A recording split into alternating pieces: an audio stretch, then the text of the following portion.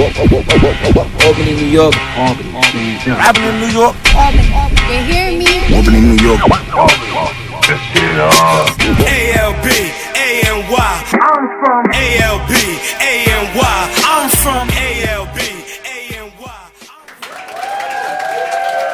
Okay. Welcome today to Mount High Radio. This is another episode of the Streets to Entrepreneurs, but we are on Mount High Radio.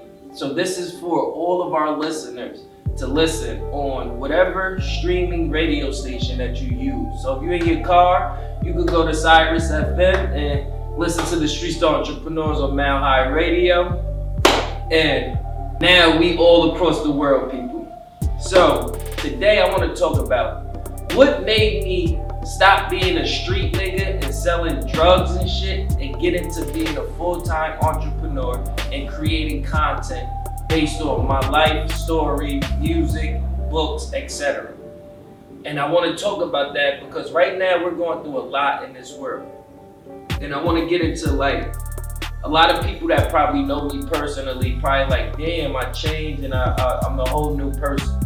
And a lot of people and a lot of my peers, especially males, be stuck and don't know how to change, don't know how to give up certain ways that are not beneficial or longevity wise.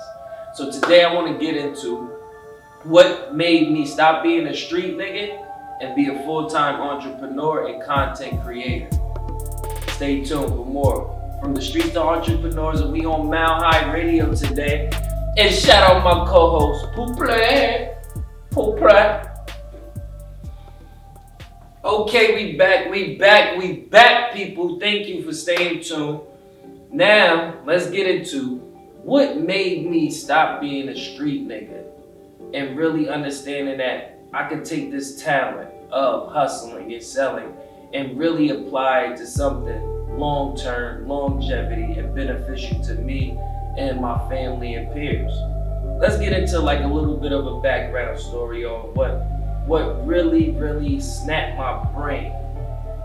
So of course, you know, dealing with the streets, everybody done been in some type of, let's say, police or lockup, institutionalized situation, whether you go to jail, prison, or, you know, whatever the case may be, the feds.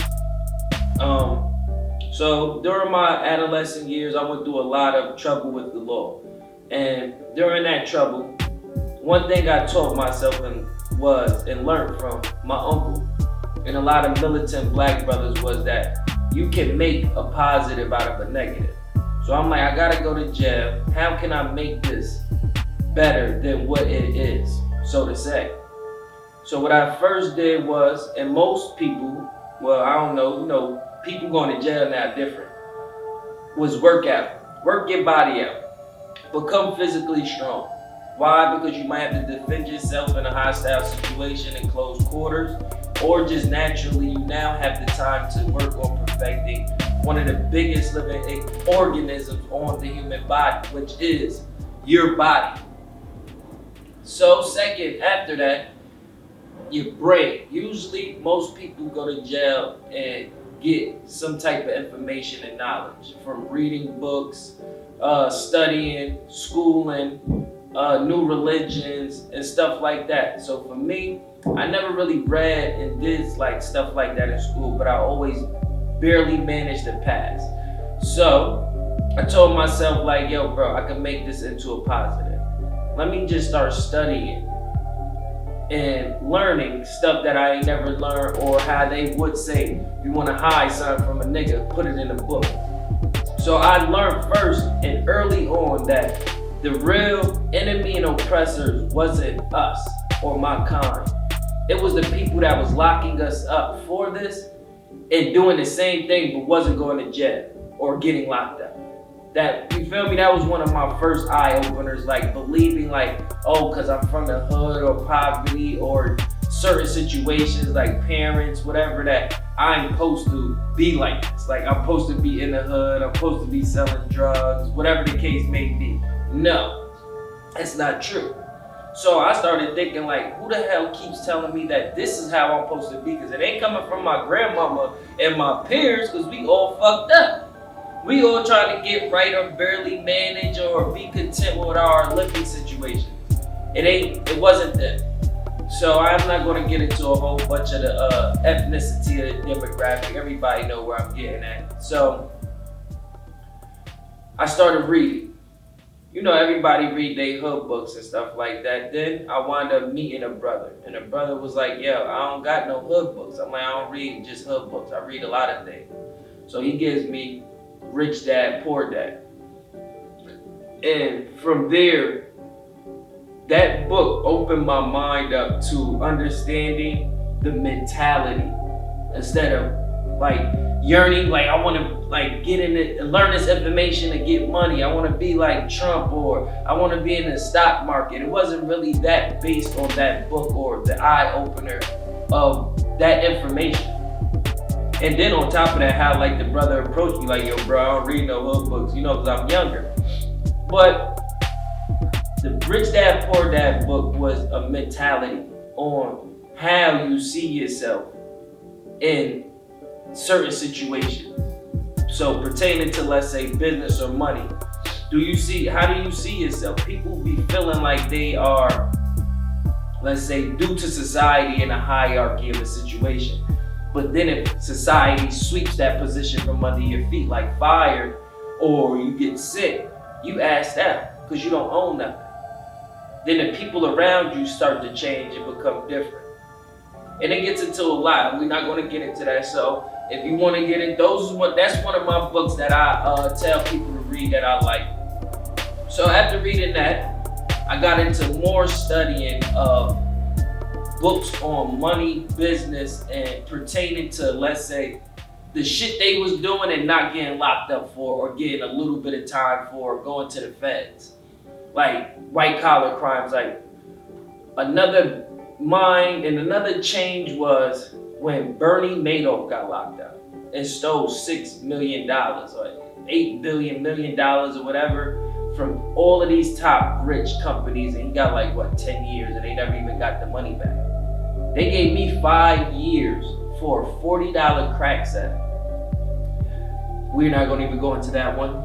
So as I started to read, I started to redevelop myself, because in these books they tell you that you have to redevelop yourself, remake yourself. You are not who you are when you was born, or let's say when you was a teenager or a boy. So at certain ages, you can still reinvent yourself into a new person, new way of thinking, new way of movements, health-wise, speaking, all type of stuff. So I started to practice on that, like understanding words, what they meant, what did money mean, where did it come from, who controls this, how are they getting away with this. So I started learning, studying the legal system, law system. It's all words and books.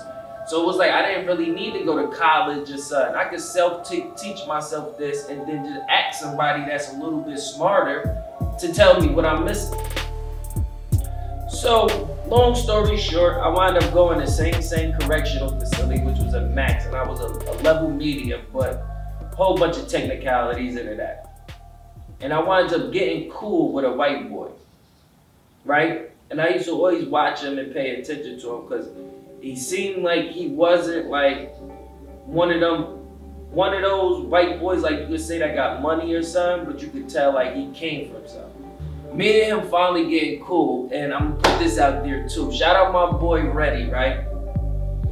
And rest in peace the other one, but Reddy Rod at Raps. We first wrote a rap, and yes, I'm saying this. And no lie, that was one of my opener raps for every time I got into a rap battle, because that's when I really started doing my little rapping thing. It was up north, right? It was if you don't remember back when Reddy first came out, I spit that ghetto crack, and I let the metal clap. It hit your head and back, you'll be dead, it's a rap, bruh. We ain't gonna go into that. We gonna do another episode on that. So we wound up getting cool. We was going on visits. So he finally tell me like, yo, bro, I'm gonna ask him like, yo, what you in here for? So he like, I ain't in here for really nothing. I ain't supposed to be here. I'm like, what you mean by that? He like, yeah, I got a 1.5 flat. I'm like, damn, bro, why the fuck they give you a 1.5? A 1 and 1 flat? What you do? You do a 1.5 years and then you get a year parole. He like, they did it because they couldn't really do nothing with my case, so they wanted to be assholes. So I'm like, what you in for? He like, I stole $500,000. So I'm like, wait a minute, hold on. So you telling me they gave you 1 year, so to say, for stealing $500,000, $500,000? Like, yeah, and they only got probably like $50,000 back. So I'm like, what? No lie, right then and there, I knew that I was in the wrong lifestyle and lane. I knew that the shit they was telling me and us and teaching us was all bullshit. And then when he started getting into the dynamics of his case, how we got caught red-handed, and then he started showing me like, yo, bro, they couldn't even really do nothing. Like, I still got 20-something ATVs, I got a big ass house, my wife and kids is good. And we was young at the time, so I think it was like 25 maybe. After that, bro, no lie, I just studied business, law, stocks, trust funds, everything. When then, you know, it's funny because one of my top readers was Donald Trump. Ain't that funny? He did a book with Yao Kawasaki. He did mad books. And I studied him because Donald Trump never had a good venture. Like, he never was a successful deal maker. Like, oh my God, I'm gonna buy into this because he and then that shit about to shoot up. No. Everything this nigga got his hands in failed or went bankrupt. But still, somehow, people gave this man millions upon millions of dollars.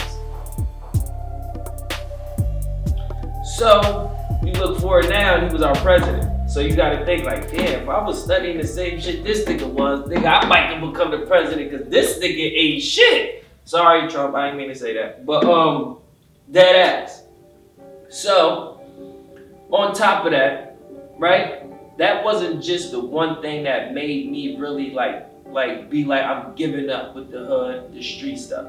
I was just like, let me get into it, let me learn it, let me start applying it. So I started doing my own businesses, DBAs. I started getting around my sister and other peers that was into businesses. So I started to learn and study and get around people that were already into businesses and stuff. So I started offering my services for free, like painting, cleaning, little construction and labor. Shout out my girl Sierra, my older sister, and everybody that helped me during my times, you know, trying to do my own little labor work. But after that, it was watching a lot of my peers and schoolmates die, right? And this is what's the funny. I won't say funny, but this would really like push me over the edge. Like, yo, bro, I'm on a whole different mindset. And this is what made me start delivering content and getting over, let's say, the fear of showing my face, dealing with let's say, what people say on the internet, your background and history from the hood, and who want to say bad things and say stuff about you, whatever the case may be. That's what stops a lot of people, especially in our community. But I said, I'm gonna get over that. I'm gonna figure out a way, because now I'm like, I'm on a phone to where now this alleviates a lot of stuff. So let me figure out how I can make money from this phone and these laptops. And then in success in let's say, business books or entrepreneur books, they always tell you a way to come out with something to, let's say, a business idea or a product to make money would be to tell your story. Whether you're doing it in a book, motivational speaking, or podcast like we're doing now. But there's multiple ways that you can start out from just your story. So I'm like, all right, my bro doing music, and I'm noticing that people are not monopolizing content or the internet. It's like the same way that PlayStation innovated and upgraded to the PlayStation we got now. The same thing applies to us and whatever your hustle or talent is. You have to stay up to date and upgrade with the times. So if you're not on the internet using streaming platforms or know the system behind it, then you're not gonna really get nowhere. So I'm like, let me be this and let me start doing like funny videos, like when G-Unit first came out with G-Unit mixtapes and they was remixing everybody's songs. Let me write a book or whatever. But why was, let's get back to the why. After watching so many of my peers die, let's say the hood peers, like the gangster ones, and now you gotta think a lot of these brothers got kids and stuff like that. A lot of these brothers ain't even been doing the gangster shit that they supposedly were known for. Died, right? Got killed. Died, got killed, whatever the case may be. And every time you get on social media or you hear about these males, peers, and the people from our community that die, you always hear these fake ass gangster stories or these hood stories or these misinformed stories from people. And in my head, I'm like, damn, he might have died young, or a person might be in that mentality, I'm a shooter, gangster, old block, right? But if you got kids and real family and you start to get older, I don't think that that's the story you want projected. Get what I'm saying? Like if I die tomorrow, do I want people to just be going back and all over social media and in my family and my kids as they babies are growing up like, yeah, your father was a shooter. Oh, your father was a money getter, girl. And what makes it worse, right? Niggas don't got nothing to show for it. Like 80% of the people that go out like this don't even have money for a funeral. But everybody, is so-called family and friends, is running around buying balloons, candles, memorial shirts. Oh, that boy was running in the spots. But you niggas can't even pay for a funeral. Like, niggas' kids is fucked up after they gone if they was the breadwinners because the average female don't know nothing. Or nigga ain't put them on, or it's a whole bunch of in-between stuff.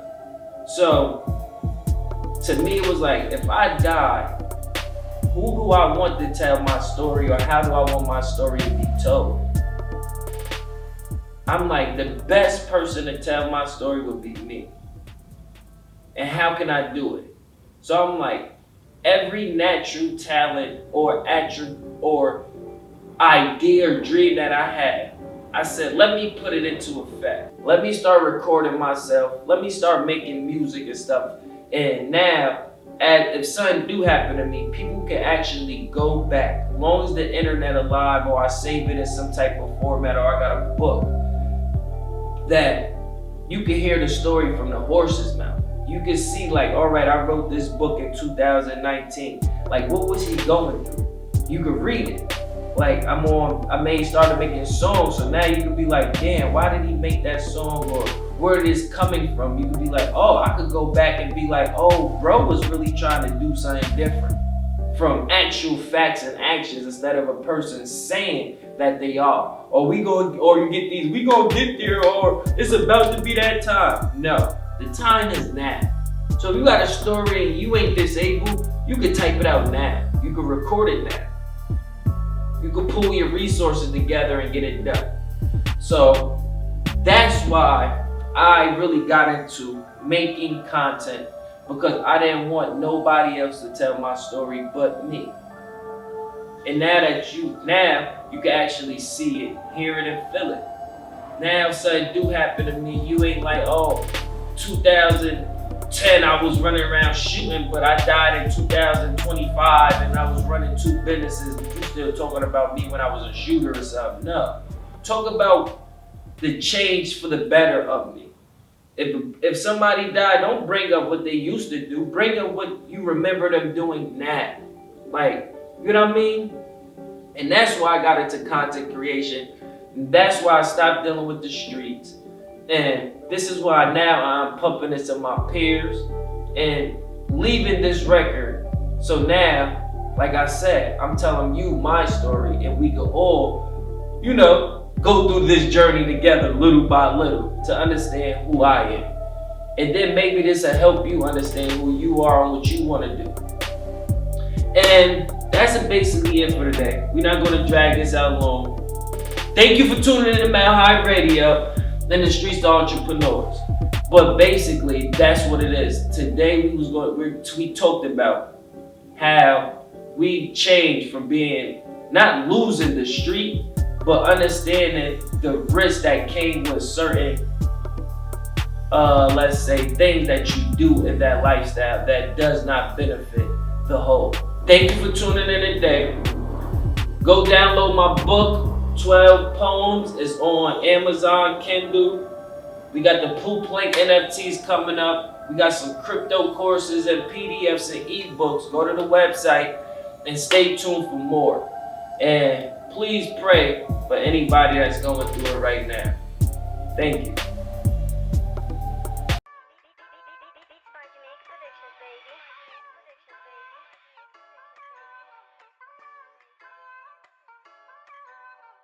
He asks me who I do it for. I tell him I did it for the Jets, did it for the street, I did it for the